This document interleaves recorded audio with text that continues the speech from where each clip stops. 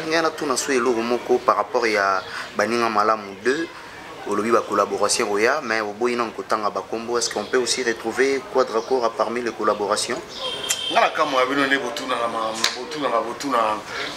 nga makamba boye vraiment non parce que non il faut même pas il y a beaucoup de gens au bazar la loi mais il ne faut même pas parce que écoute ce n'est pas de bonnes relations s'il te plaît il ne faut même pas vieux wana azana makamuna e belé azana ba programme na e belé azo sala makamuna pourquoi bolukaka toujours ko kolenga na kombo na ça j'aime pas ça dit j'aime pas bolimita ngai bongo hein bolimita ngai bongo ko fungolela nga ba livre oyo si na classe déjà na ba tiroir ko ya ko tshanga na ba notanga ngo lisusu non botika nga na sala makamuna nga. Merci à votre fidélité et amour que vous accordez sur FESA RDC pour suivre nos différentes émissions, mesdames et messieurs. Bienvenue sur votre chaîne. Et cette émission sera aussi diffusée sur MHV Télévision. Et quant à moi, je tiens à vous dire merci, de vous demander aussi de continuer à s'abonner sur notre chaîne FESA RDC. Vous ne serez jamais déçus. Je suis déjà avec notre invité qui est Monsieur Samuel. Avec lui, on va passer des bons moments ici pour vous présenter cette émission. Monsieur Samuel, bonjour. Bonjour. Comment vous allez? Ouais, par la grâce de Dieu, ça va. Ça va, mais Yoma Tilelo, Yangomo essaie Libisu et Yoma. Tokomi sigo na baninga malamu. Qu'est-ce qui a fait que Tolongwe ne Yoma, Tokoma na baninga malamu? Non, mais normalement, si vous êtes journaliste, vous êtes kin, il faut se connecter. Et puis, le Corona,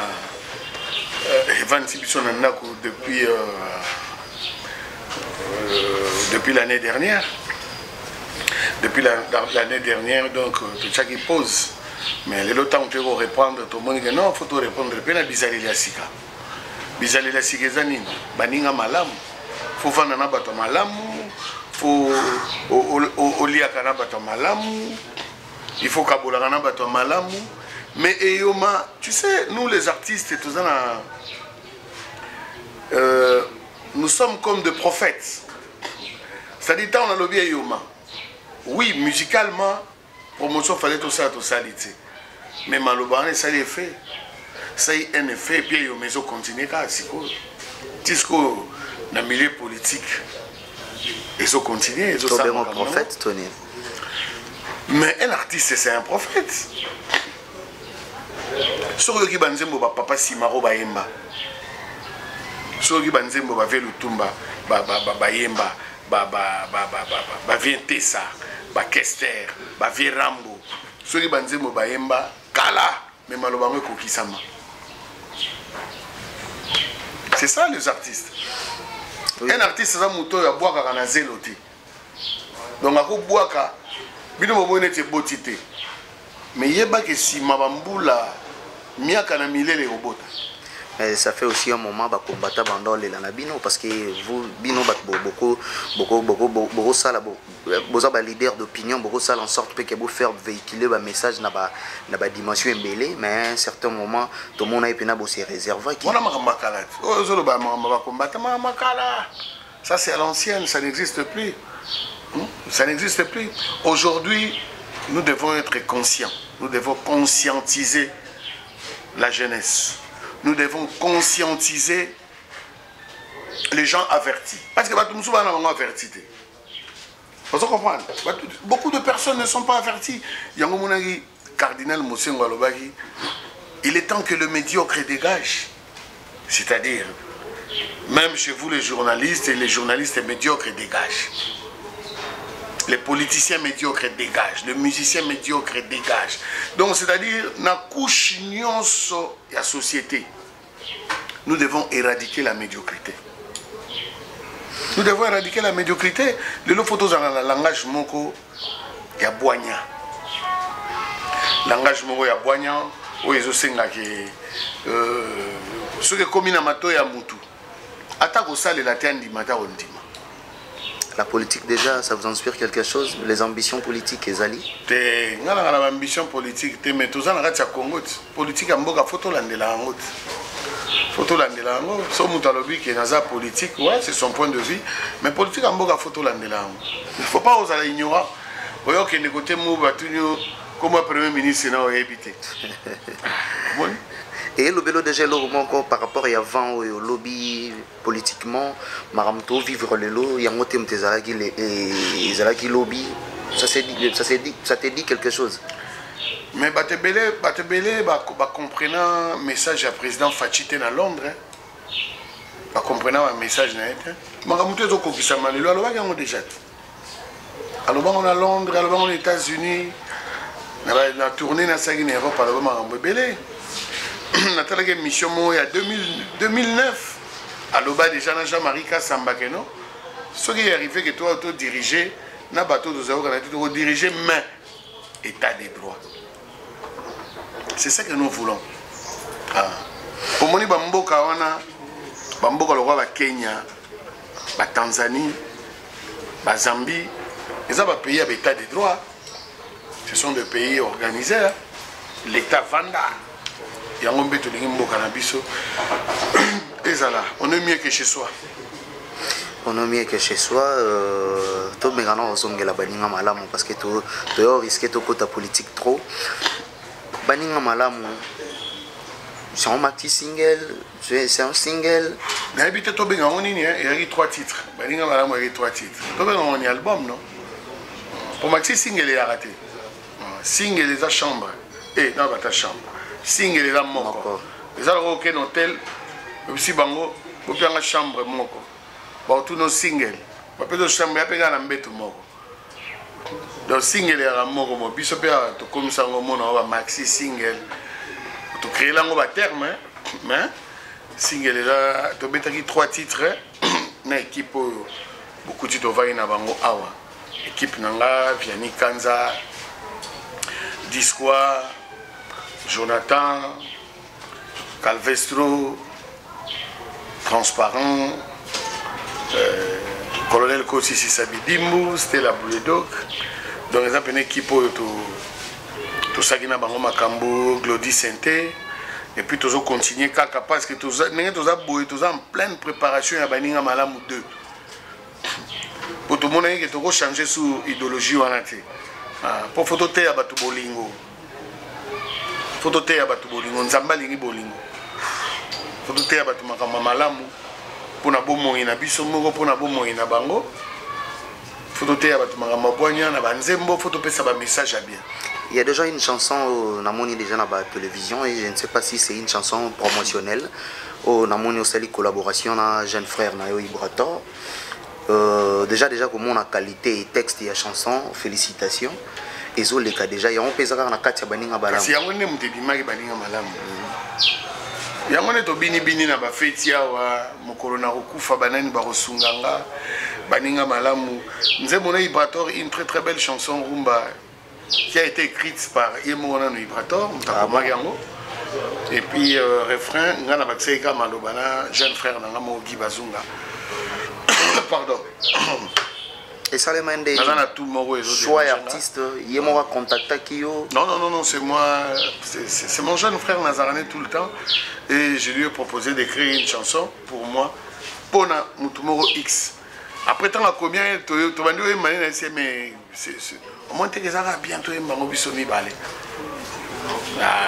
Après tu kumbela un bisomi balé donc. Et ça là, je lui dis merci parce que baza ba jeune ou bazo émerger les la musique à Congo les lo neti biso mutu za localement na kati ya kini sikoyo ba petu wana bango mutu bana kati ya mankambo bango mutu bazo sala fierté à musique congolaise ba bina filé des prix qui pomba bon na bo tanga fabrigas na héritier bon atangi bonga mais bango déjà bazala déjà. Donc c'est-à-dire il y a avant mourir les jeunes vraiment sincèrement ils font du boulot. Ils font du boulot et hier c'était difficile au monde a un grand de reconnaître le petit à travers la savoir. Non, hier c'était pas difficile et que ça n'y a na bateau. Tout que ça n'y a. Mutuna mudana discours na. Ngaso mutayebi musala na ya sali musala na e. Nandi mete point. Ponga pe bandima inga na mikolo. Bonga na ndi mete point. journaliste et ça exemple belé ce to bito kota na yo moko comprendre que non là qui si difficile au monde que non ban jeune frère so yazo ya au monde abeta wapi, abima wapi, alegelela wapi. Non, ça c'est un langage erroné. Ça c'est un langage erroné. Musique à Congo et banana ba vie wendo na ba boane. Hein? Et banana ba vie wendo na ba boane et koya na ba grand Calais. Donc c'est des et puis ça va rester. Nous on va partir et batu ba otikala ba on a pe ba okende batu musu ba oya. C'est ça même l'histoire du monde yango là. Baninga balam malam ça pourrait être disponible quand? Donc yo au courant que tout est baninga malamu ebima. Non, le reste y a chanson en sous. Non, baninga malamu ezaiga ni to betaki 3 titres. 3 titres en tout cas vraiment. Et puis ça linga passe. Mais bien sûr, donc tu n'es même pas au courant. Non, parce que pour tout l'année vous allez disponible quand. Or biso la minute to préparer déjà des pour un déjà battu ici va consommer. Le dernier depuis novembre. Le dernier mission de Salainayo. Ozalaki na philosophie mususu. Je vois ça changer de philosophie.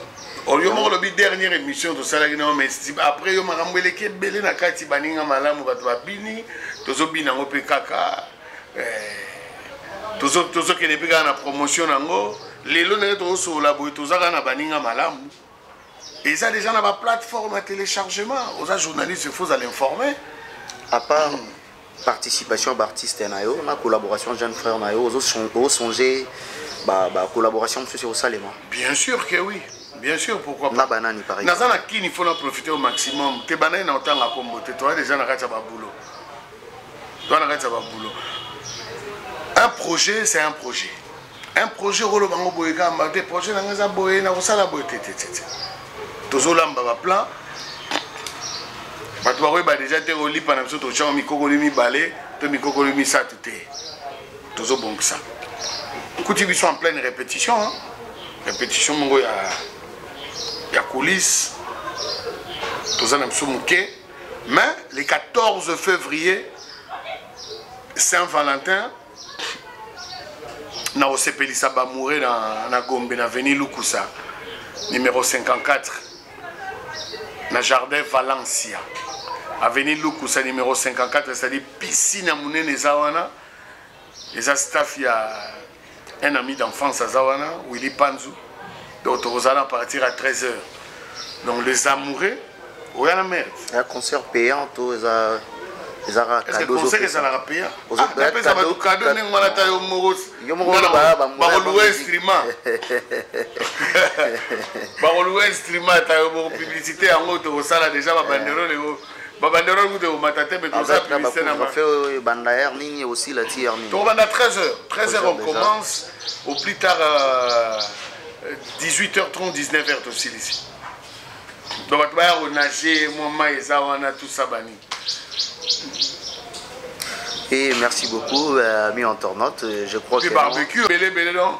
En tout cas, vous allez bien. Et vous allez bien parce que vous allez dans la Jerry Obin Poké, James Ketty, Similex, Nafi Bofosa, Virginie Lofembe, Isha Buen, c'est-à-dire, ils allez Pinza, et ils allez un grand retrouvaille parce que ça fait un bon moment. Tout va y Bandaku. Tout se retrouver sous Tena Baninga, on va se retrouver. Je crois que le message est passé et Tikaligara Bandeko, Balingara Musique à Kitoko, basa la déplacement pour ces dates du 14.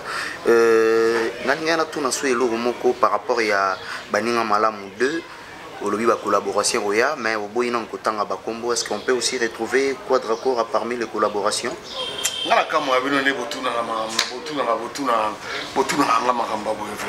parce que non, il faut même pas. Il y a beaucoup de gens au Bazar Roi. Mais il ne faut même pas parce que écoute, s'il n'est pas de bonnes relations. S'il te plaît. Il ne faut même pas. Il ne faut même pas vieux azana makamuna et belé azana ba programme na et belé azo sala makamuna. Pourquoi bolugara toujours ko kolenga na kombo na ça j'aime pas. Non, on dirait que vous avez une question que vous avez reposée. Toi, tu crois que Nana Yekoli musique a bien peu, mais il y a Véramba. Donc, les lots vraiment, bon, il y a 21 ans après, je ne peux pas voir autre chose à Tabinomo. Mais à part. Quand tu as limité, j'aime pas. faut pas. Mais apport na épée et ça là quand même bien à bandero na biso toujours on va bénéficier à quand même na. Tu sais combien de temps moi je passais dans le quartier là? Tu sais combien de temps on a passé dans le quartier là? Combien de nzembo on a mis dans vie? C'est-à-dire j'aime pas. C'est-à-dire j'aime pas bolimita ngai bongo, hein? Bolimita ngai bongo ko fungolela nga ba livre oyo si na classe déjà na ba tiroir ko ya ko tshanga na ba notanga ngo lisusu. Non. Boutika nga na sala makamna nga. Oh là. Siko yango na bomoni mikolo na boya ba mission kaka boy. Zomona, c'est pas bien, c'est pas bien. Boutika vie voilà, c'est un grand prêtre, c'est un grand frère, c'est un grand artiste, ça makamna, il faut pas me coller avec lui quoi. Oh, merci beaucoup. Moi, bon, c'était une manière pour moi de faire vivre l'expérience à vie et pas bande comme sous baza pembeni na yo. Bon, exact que non on a ma bête, tout na on a ma bête sans arrière-pensée, donc c'est un peu ça. Non, on a mon comme bino, mon asso et minga émission pour les ala bien, faut tout na ma vera, pour boyo kaso na kolobanini. C'est pas bien, c'est pas bien. Na mon à la place boya mabotu na été, ça me tue tout bon abonné. Information quand même à bien. S'il n'y a pas de questions, sincèrement, tant mieux d'arrêter l'émission qu'on tourne en rond comme ça. Quoi. Merci beaucoup, Baninga Malamou 2, et ça pourrait être disponible déjà quand? Là, on est en train de préparer. Hein. On est en train de préparer avant Tobi Misayango. Fiche Gobima, on va faire la promotion. C'est bon. Hein? Le répétition, ça continue toujours en coulisses ou bien? Non, de toutes les façons, moi je répète toujours en coulisses. Parce que c'est la répétition. Bateau ba na répétition, ça peut na bateau 4. Bateau ayé, tu es au baxela biso en plus. Di nzembo wana beaucoup ça la c'est-à-dire bozo lamba ba plan. Yo so moni au na boulangerie au côté tikuna place ba ça mapa non? C'est ça qu'on appelle répétition. Répétition, répétition, et puis, dans couvre-feu, ça nous permet aussi de très très bien bosser, calmement, mais lentement, mais sûrement. Lentement, mais sûrement, et petit à petit, peut-être que nous avons Benasuka entretien à Bisso. Monsieur Samuel, Baninga Malamou 2. Vous avez déjà dans le studio, vous travaillez. Est-ce qu'il y a des gens peut-être qui ont besoin ou soit à ta dédicacée? Comment ils vont faire pour se retrouver dans Baninga Malamou 2?